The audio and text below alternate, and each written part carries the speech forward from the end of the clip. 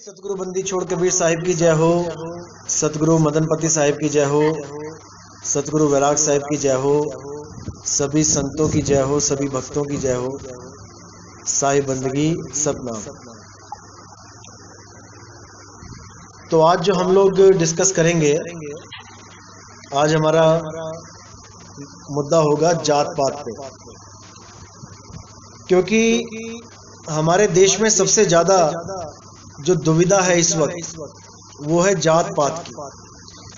हमारे देश में कोई भी अहिंसा होती है, कुछ भी ऐसी गतिविधि होती है जिसके द्वारा आम जीवन क्षतिग्रस्त होता है, सबसे बड़ा मुख्य कारण है जात पात। जात पात के कारण ही हम सब अलग अलग हैं, हम सब अपने अपने रीति रिवाज में उलझे हैं, हम सब अपने अपने संस्कारों में उलझे हैं, जबकि हम सब इन्हीं 5 तत्वों से आ रहे हैं, यानी 5 तत्वों को ही धारण करके शरीर धारण करके आ रहे हैं और इन्हीं 5 तत्वों को खा रहे हैं, इन्हीं 5 तत्वों के साथ भरण पोषण कर रहे हैं, सब कुछ एक समान कर रहे हैं, एक समान पानी पी रहे हैं, एक समान भोजन कर रहे हैं, एक समान धरती पे रहते हैं, एक समान वायु को ग्रहण कर रहे हैं, लेकिन फिर भी हम ऊंच और नीच में बटे पड़े हैं, हम जात पात में उलझे पड़े हैं। अभी भी ऐसी कई जगह हैं हमारे देश में जहां पर अगर कोई पानी भी, किसी गांव में पानी भी मांगता है, कोई बाहर से आया है, कोई राहगीर, उसको भी जात पूछ के पानी दिया जाता है अपने बर्तन में, कि कहीं ये नीच जात का ना हो और हमारा बर्तन अशुद्ध हो जाए और उसी बर्तन से हमें हमारे पूरे परिवार को अशुद्धि लग जाए, अछूत हो जाए। तो सबसे बड़ा जो दुविधा है यही है इस वक्त की। लेकिन कबीर साहब क्या कहते हैं, ऊंचे कुल का जन्मिया करनी ऊंच ना होए, कनक कलश मद सो भरा साधुन निंदा सोए।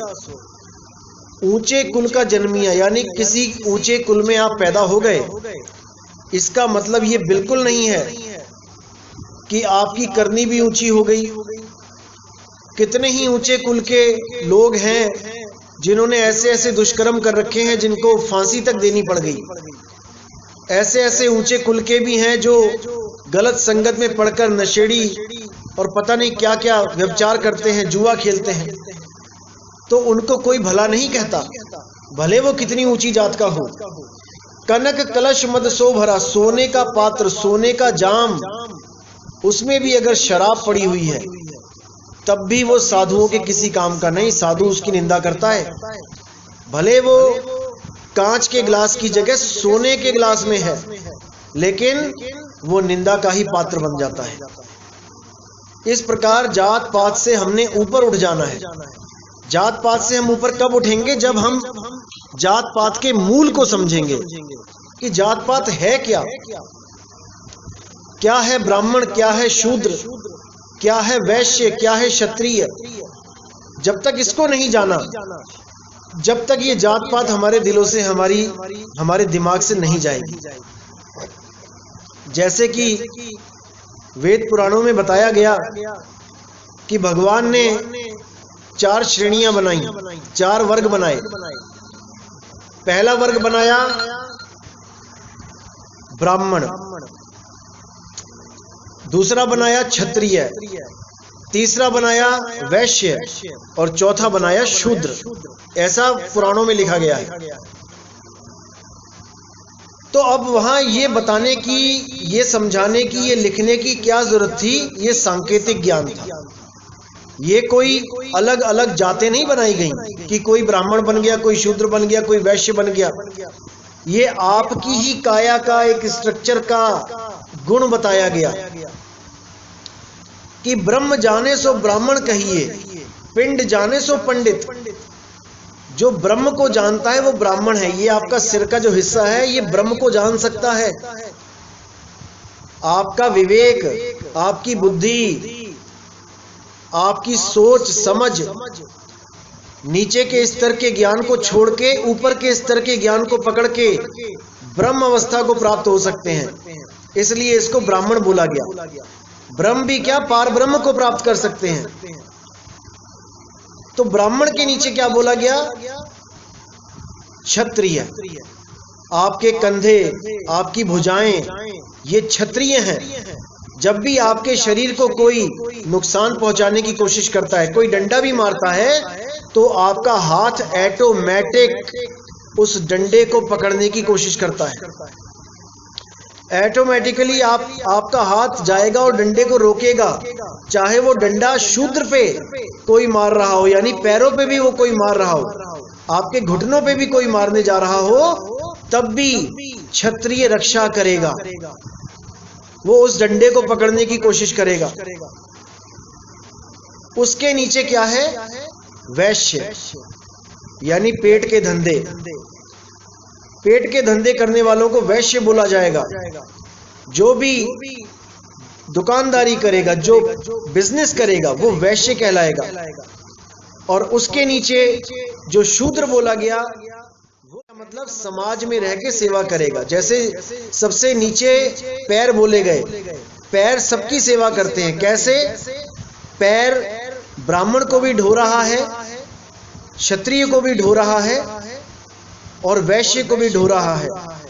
ब्राह्मण, क्षत्रिय, वैश्य कहीं भी जाना चाहता है तो वो पैरों के सहारे ही जाएगा, वो पैरों के सहारे ही यहीं कहीं जाएगा। और समाज में कौन है जो कुछ भी नहीं कर सकता? जैसे समाज में जो ज्ञानी पुरुष हैं उनको ब्राह्मण बोल दिया गया। ये नहीं कि ब्राह्मण का पुत्र ब्राह्मण, ऐसा बिल्कुल नहीं। असली ब्राह्मण वो है जो ज्ञानी है। रविदास जी महाराज असली ब्राह्मण है, कबीर साहब असली ब्राह्मण है, नानक साहब असली ब्राह्मण है। और बाकी जो आपको भ्रम में डाल रहे हैं वो ब्राह्मण नहीं है, वो ब्राह्मण नहीं है। तो असली ब्राह्मण समाज में ज्ञान बांटेगा, जिसको प्राप्त करके आपकी उन्नति होगी। उसके बाद क्षत्रिय कौन है? जो सीमा पे खड़ा है, जो आपकी रक्षा कर रहा है। उसमें यह नहीं कि केवल राजपूत या केवल ठाकुर लोग क्षत्रिय हैं, ऐसा नहीं है। अगर कोई हरिजनों का लड़का भी फौज में भर्ती हो जाता है और वो रिवॉल्वर लेके, बंदूक लेके, कृपान लेके, तलवार लेके अगर वो बॉर्डर पे खड़ा है तो वो क्षत्रिय है, वो सोल्जर है, वो हरिजन नहीं है वहां पे। तो वो आपकी रक्षा कर रहा है, ये देखे बिना कि मेरी जात क्या है, मेरी पात क्या है। उसके बाद जो वैश्य है वो क्या है? जो दिमाग वाले इंसान है, जो धंधा करना जानते हैं, 2 से 4, 4 से 8 करना जानते हैं, जो बिजनेसमैन है, वो असल में वैश्य है। चाहे वो कोई हरिजन ही क्यों ना हो, जूते की दुकान खोल के बैठा है, वो भी एक तरह का वैश्य ही है, वो भी 2 से 4 ही कर रहा है। तो जो भी बिजनेस कर रहा है वो वैश्य है। और जो कुछ भी नहीं कर पाता है, कुछ भी करने के लायक नहीं है, तीनों गुण जिसमें नहीं है, वो अपने देश की सेवा अगर अपने सुकर्म से ही करता है, यानी कोई भी ऐसा कर्म कर रहा है जिससे देश की सेवा हो रही, समाज की सेवा हो रही है, उसको उस कैटेगरी में डाल दिया। जैसे कि आपने देखा कि जो कुछ भी नहीं, जो पढ़े लिखे भी नहीं है, कुछ भी नहीं कर रहे हैं, वो हमारे यहाँ समाज की सफाई कर रहे हैं। तो सफाई करने में क्या है? वो देश की सेवा कर रहे हैं, साफ सफाई कर रहे हैं, समाज की सफाई कर रहे हैं, बिल्डिंगों की सफाई कर रहे हैं, उनको भी उस कैटेगरी में डाल दिया है। तो ऐसे ही जात और पात बने कर्मों के अनुसार। जो भी हम कर्म करते हैं उसके अनुसार ही हमारी जात बना दी गई। कई लोग पूछते हैं आपकी जात क्या है जी? हम लोहार हैं, हम सुनियार हैं, हम बाणिये हैं, हम कुम्हार हैं, हम तरखान हैं, हम जाट हैं। ये सब कर्मों के अनुसार ही जात पात बना दी गई, जबकि जात पात का तो कोई रोल ही नहीं था। हम सब एक परमात्मा की संतान, हम सब एक ही रास्ते से इस दुनिया में आए हैं, हम सब एक ही मालिक को ढूंढ रहे हैं, हम सब एक ही समाज में रहते हैं, फिर भी हम अलग अलग हैं, केवल और केवल 52 अक्षरों की वजह से। इन 52 अक्षरों की वजह से ही हमारी जात पात के, हमारे धर्मों के नाम रखे गए। अगर ये 52 अक्षर ना होते तो कोई जात नहीं होती, कोई धर्म नहीं होता। जैसे आज किसी कुत्ते, बिल्ली, हाथी, घोड़े का कोई धर्म नहीं है, वो वही काम कर रहा है जो सतयुग से लेके, द्वापर से लेके, त्रेता से लेके कलयुग तक करता आ रहा है। वही गाय, वही आज तक घास चर रही है जो सतयुग, द्वापर, त्रेता में भी चल रही थी। हर कर्म वो वही करते आ रहे हैं जो उनके गुणों के हिसाब से, उनके प्रकृति के हिसाब से उनको सौंपे गए थे। केवल ये एक आदमी ही ऐसा है जो आया तो बिना नाम के था, आया बिना जात पात के था, आया बिना धर्म के था, लेकिन आते ही उसने यहाँ पे अलग जात, अलग पात, अलग धर्म बना के रख दिए, केवल और केवल 52 अक्षरों की वजह से। अब अगर जात पात से निकलना है तो सबसे पहले आपको यह जानना पड़ेगा कि जात पात का मूल क्या है, जात पात धर्म का मूल क्या है, ये धर्मों के नाम कैसे बने हैं। ये 52 अक्षरों से बने हैं। जैसे ही 52 अक्षरों से न्यारे हो जाओगे, सारे धर्म, सारे जात, सारे पात से न्यारे हो जाओगे। इसीलिए साहिब ने बार बार समझाने की कोशिश करी कि 52 आखर लोकत्रय, सब कुछ इन्हीं माही। जितनी भी दुनिया में जितने भी नाम हैं, ये सब 52 अक्षरों के द्वारा बने हैं। चाहे वो आपके देवी देवताओं के नाम हैं, चाहे वो आपके पीर पैगंबर के नाम हैं, चाहे वो आपके रसूल के नाम हैं, चाहे वो खुदा के बंदगी करने के नाम हैं, वो सब के सब 52 अक्षरों से ही बने हैं और 52 अक्षरों में ही मिल जाएंगे।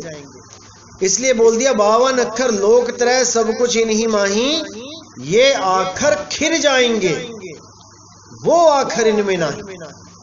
ये सब अक्षर एक दिन खिर जाएंगे, ये खत्म हो जाएंगे, लेकिन वो आखर, वो इनमें नहीं है। वो आखर क्या है? वो आदि अक्षर है। आदि अक्षर यानी कि जो आदि और अंत से न्यारा है, जिसके लिए बोला 52 अक्षर जीव आधारा, और आदि अक्षर जीभा से न्यारा। ताही को सत सुमिरन कहिए, और सिमर सिमर नर उतरो पारो। जब तक 52 अक्षरों का खेल समझ में नहीं आया, जब तक ये बात नहीं बनने वाली। और इन्हीं 52 अक्षरों के द्वारा ही सारा जगत बनता है। ये भी गुप्त भेद है, आगे खोला जाएगा। ये काया भी 52 का ही खेल है। इस काया में अलग अलग जगह पे अलग अलग अक्षर विराजमान हैं। इसी प्रकार, इसीलिए सारे के सारे संतों ने इस काया के अंदर ही उस परम अक्षर की खोज करी जो काया में नहीं था, जो विदेही था, जो देह से न्यारा था, लेकिन भेद ना होने के कारण सबके सब इसी काया में उलझ के रह गए। इसी काया में सबने ध्यान लगाया, और अंत समय में जब इसको खाली करना पड़ा तो एक भी इस काया में ना रह पाया। कोई सोचता रहा कि मैं सांसों में ध्यान लगाऊंगा, मैं मुक्त हो जाऊंगा, मैं नाभि में ध्यान लगाऊंगा, मैं हृदय में ध्यान लगाऊंगा, मैं कपाल में ध्यान लगाऊंगा। ये सब के सब यहीं रह गए, क्योंकि ये सब शरीरों का खेल है। विदेह में ध्यान लगाना है, देह से परे, दशम द्वार से परे ध्यान लगाना है। इस भेद को तब समझ पाओगे जब सतगुरु मिलेगा, सतगुरु भेद बताएगा, तब समझ में आएगा कि कैसे, कहां, क्या किया जाता है। जो लोग दशम द्वार की साधना करते हैं, मैं पहले भी बताया था मैंने कि 10वें द्वार नरक भर बूढ़े और तू गंदी को बेड़ो, बीजक की वाणी है कि जो 10वें द्वार की साधना करता है वो मुक्त नहीं हो सकता। 10वें द्वार की साधना का मतलब होता है कि 10वें द्वार तक जो पहुंच जाता है। 10वें द्वार तक पहुंचने कोई बच्चों का खेल नहीं है। ब्रह्मा विष्णु महेश जी पूरे युग बैठे रहे, तब जाके 10वें द्वार तक की पहुंच कर पाए वो। इसीलिए साहिब ने चिताया रारंकार खेचरी मुद्रा, और 10वां द्वार ठिकाना ब्रह्मा विष्णु महेश तीनों रारंकार पहचाना। इंगला पिंगला सुषमना से होते हुए रारंकार पहुंचते हुए बहुत समय लग जाता है। पूरा पूरा जन्म चला जाता है, पता नहीं कितने कितने जन्म चले जाते हैं, तब जाके कोई दसम द्वार तक पहुंचता है और वहां दसम द्वार को फोड़ के ब्रह्मांड में चला जाता है, सतलोक अलखलोक अगमलोक में चला जाता है। लेकिन मुक्ति नहीं होती, क्योंकि मुक्ति किसी दरवाजे को तोड़ने से नहीं मिलती। मुक्ति मिलती है अपने स्वरूप में समाने से। जब तक अपने स्वरूप में नहीं समाए, जब तक मुक्ति नहीं मिलेगी। इसीलिए साहिब ने बार बार बोला, ना कहीं जाना ना कहीं आना और आपे में आप समाना। जब आप स्वयं में समाओगे, स्वयं में तो तब समाओगे, पहले स्वयं का बोध तो हो कि मैं हूं कहां। जैसे आप शीशे में देखते हो तो आपको भ्रम होता है कि मैं शीशे के अंदर हूं, लेकिन वो जो आप देख रहे हो वो आपका निज स्वरूप नहीं है, वो आपका प्रतिबिंब है। कुछ लोग शीशे में प्रतिबिंब को निज स्वरूप देख सोचने लग जाते हैं, उससे बात नहीं बनेगी। निज स्वरूप क्या है? जो शीशे में देख रहा है वो है निज स्वरूप। जो शीशे से बाहर है उसकी सूरत शीशे में फंसी है, शीशे में केवल सूरत फंसी है, और जिसकी सूरत है वो बाहर है। इसीलिए साहिब ने बोला, सूरत फंसी संसार में और ता से पर गई दूर। सूरत बांध स्थिर करो, आठों पहर हुजूर। सूरत बांध के स्थिर करना है। स्थिर कब करोगे, कैसे करोगे? जब विदेही का ज्ञान होगा, जब उस अडोल अबोल नाम का ज्ञान होगा। हृदय में ध्यान लगाने से नहीं मिलने वाला वो। हृदय भी तो शरीर के अंदर है। शीशे में तुम्हारी शक्ल, तुम्हारा शरीर दिखाई दे रहा है, उस शरीर के अंदर का अगर ध्यान लगाओगे बात नहीं बनेगी। विदेही हो जाओ, परे हो जाओ, अपने स्वरूप में स्थित हो जाओ। ध्यान लगाना तो केवल हम लोग कह देते हैं कि ध्यान लगाओ ध्यान लगाओ, असल में उसको ध्यान लगाना नहीं कहते, उसको कहते हैं स्वरूप में स्थित होना, आत्म बोध में स्थित होना। लेकिन ध्यान इसलिए बोला जाता है कि संसार में ध्यान फंसा हुआ है, उस ध्यान को निकालना है। और निकालना कैसे होता है? जब आप कहीं और ध्यान लगाते हो। अब ध्यान लगाते हो का मतलब ये नहीं कि सामने दीवार पे ध्यान लगाना है, ऐसा नहीं है। ध्यान होता है अपने आप, लगाया नहीं जाता। बोध होता है अपने आप। जैसे आप कहीं पे काम करते हो, आप सारा दिन काम कर रहे हो, आप पूरा दिन किसी फैक्ट्री में काम कर रहे हो, लेकिन आपका लड़का बीमार है, आपकी माँ बीमार है। अब आप काम तो कर रहे हो, लेकिन आपका ध्यान ऑटोमेटिकली लड़के में और माँ में चला जाता है। आप लगा नहीं रहे हो, आप कोशिश नहीं कर रहे हो कि मुझे मेरी माँ याद आए, मुझे मेरा बेटा याद आए। ऑटोमेटिक हो रहा है, वो अपने आप हो रहा है। लेकिन बोलचाल की भाषा में कह देते हैं कि ध्यान लगाओ। जब कोई चीज आपके लिए बहुत ज्यादा इंपॉर्टेंट हो तो उसका ध्यान करना नहीं पड़ता, उसका ध्यान रहता है। और जब कोई चीज इंपॉर्टेंट ना हो तब आप क्या कहते हो? ओहो, मेरे ध्यान से निकल गई, ये बात मेरे ध्यान से निकल गई। यानी कि उस बात से भी ज्यादा कोई इंपॉर्टेंट बातें थी जिन पे आप चिंतन कर रहे थे, जिनको आप दिमाग में लेके घूम रहे थे। वो बात इतनी इंपॉर्टेंट नहीं थी, इसलिए दिमाग से निकल गई। अगर वो बात सबसे इंपॉर्टेंट होती तो आपको एक पल भी वो ना बिसरती। जैसे मान के चलो कि आपको किसी का फोन आ जाए और आपको कोई बोले कि 10 लोग 10 आदमी तुम्हें मारने के लिए तुम्हारे घर पे आ रहे हैं।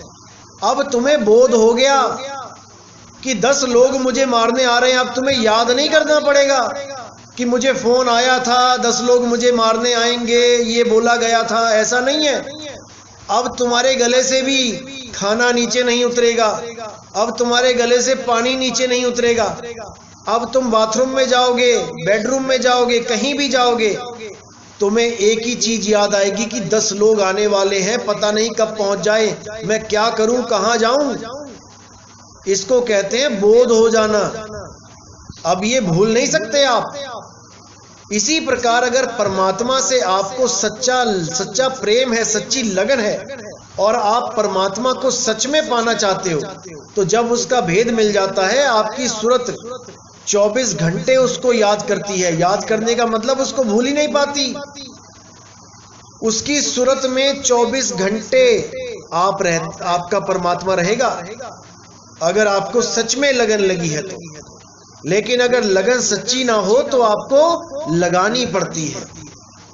इसीलिए साहिब ने बोला, गुरु से लगन कठिन है भाई, और लगन लगे बिन काज न सरी है, जीव प्रलय हुई जाई। लगन बहुत मुश्किल है, बहुत मुश्किल है लगानी। उसके लिए तो तड़प होनी चाहिए। परमात्मा को याद करके आपकी आंखों से आंसू निकल जाने चाहिए, तब तो लगन जानो की लगी हुई है। केवल सत्संग सुन लिया, बातें कर ली परमात्मा की, हंसी ठिठोले कर लिए, बहसबाजी कर ली ग्रुपों में, उससे कुछ नहीं होने वाला। परमात्मा को पाना है तो बहसबाजी छोड़ के केवल उस मालिक को याद करो, उस परमात्मा को याद करो। वो आपके अंग संग है, वो हमेशा हमेशा इंतजार में है कि तुम याद तो करो। और जैसे ही आप याद करना शुरू करते हो, वो याद का जो उल्टा दया, वो दया करना शुरू कर देता है। उसके बाद ऐसी लगन लगती है कि फिर उसके अलावा कुछ याद नहीं रहता। फिर तो आपको कमला कहने लग जाएंगे लोग, कमला हो गया ये पागल हो गया। तो इसीलिए बहुत इंपॉर्टेंट है कि पहले लगन होनी चाहिए, प्रीत होनी चाहिए, प्रेम होना चाहिए। मौत को 24 घंटे याद रखना चाहिए कि मृत्यु कभी भी आ सकती है। जब मौत को 24 घंटे याद करना शुरू करोगे, तब अपने आप इस मौत से बचने का भी जरिया ढूंढ लोगे गुरु की दया से। तो बहुत जरूरी है सबसे पहले लगन लगे, उसके बाद भेद मिले, और फिर भक्ति हो गई। सारी बहस, सारे पंगों से दूर हो जाओ, केवल मालिक को याद करो, 24 घंटे परमात्मा में रम जाओ। सूरत बांध स्थिर करो, 8 पहर हुजूर। जब दिन में याद करना शुरू करोगे, 24 घंटे याद होना शुरू हो जाएगा, रात में भी याद करने लग जाओगे। जब दिन में लगन लग जाती है तो रात में भी, सपनों में भी आपको परमात्मा याद रहेगा। सपने में भी कोई गलत दृश्य दिखेगा तो आपको बोध हो जाएगा कि ये गलत काम है भाई, ये नहीं करूंगा मैं। अगर सपने में भी कोई जर्दा, मीट, मांस, अंडा, शराब तुम्हारे मुंह में डालने लगेगा सपने में भी, तब भी आप उसको साफ कह दोगे, ना भाई मैं नहीं खाता।